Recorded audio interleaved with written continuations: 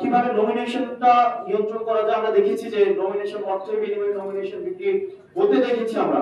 এটা বাংলাদেশের ক্রিয়াশীল রাজনৈতিক দলগুলোর মধ্যে ইতিমধ্যে করেছে। এই বিষয়টাকে কিভাবে নিয়ন্ত্রণ করবে সেটা নিয়ে রাজনৈতিক দলগুলোকে ভাবতে হবে।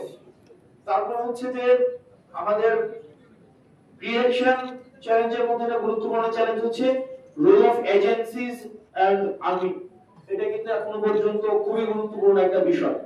আমরা এখনো পর্যন্ত দেখছি যে বিভিন্ন এজেন্সি, সরকারি এজেন্সি বিগত সময় যেভাবে রাজনীতিকে নিয়ন্ত্রণ করার চেষ্টা করেছে এখনো পর্যন্ত করছে। আমরা এটাকে কতটা ডিসঅ্যাসোসিয়েট করতে পারি এটা আমাদের জন্য কিন্তু একটা চ্যালেঞ্জ। এটা পলিটিক্যাল কালচারের মধ্যে দিয়ে হয়ে উঠবে, এটাকে ওভারনাইট সম্ভব না, কিন্তু আমরা একটা পলিটিক্যাল কনসেনসাসের মধ্যে আসতে হবে।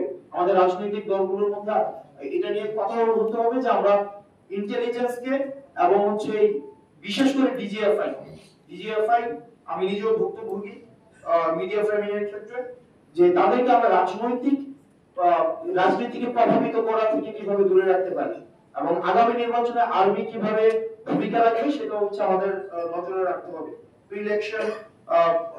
প্রি-ইলেকশন চ্যালেঞ্জের মধ্যে এই বিষয়গুলো আছে।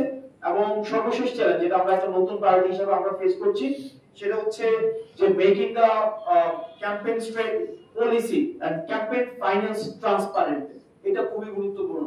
যেমন আমার মতে একটা রাজনৈতিক দল বা আমি ব্যক্তি পর্যায়ে যখন আমি রাজনীতি করতে এলাকায় যাই, খুব স্বাভাবিকভাবে আমার যেই ট্যাক্স ফাইল সব মিলে টাকা পয়সা আমার 40-50-60 লাখ টাকা বেশি সম্ভব না, কিন্তু আমার এলাকায় যিনি আগের বছর এমপি হয়েছে উনি 126 কোটি টাকা খরচ করছে, আর 70 কোটি টাকা খরচ করে উনি হারছে।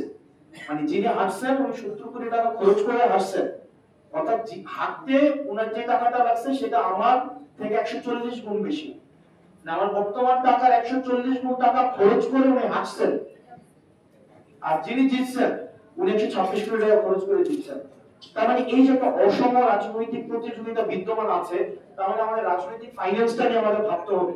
আমরা কিভাবে ফাইন্যান্স করব এবং কিভাবে ইলেকটোরাল ফাইন্যান্স আমাদের একটা লিমিটেশনস এর মধ্যে নিয়ে আসতে হবে এবং ইলেকটোরাল শেডো ফাইন্যান্স করা যায়। যেমন আমার পক্ষেই দেখা যায় আরেকজন 50 লাখ টাকা খরচ করে দিবে, তখন আমি বলবো আমি তো খরচ করে এটা অন্যজন খরচ করতেছে।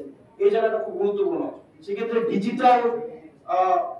ডিজিটাল ফাইন্যান্সটাকে আমরা নিয়ন্ত্রণ করি। এখন ডিজিটালে ফাইন্যান্স দেখা যায় ভার্চুয়াল ফাইন্যান্সটা যদি নিয়ন্ত্রণ না করা যায় সেটা একটা অসম প্রতিযোগিতা ক্রিয়েট করবে।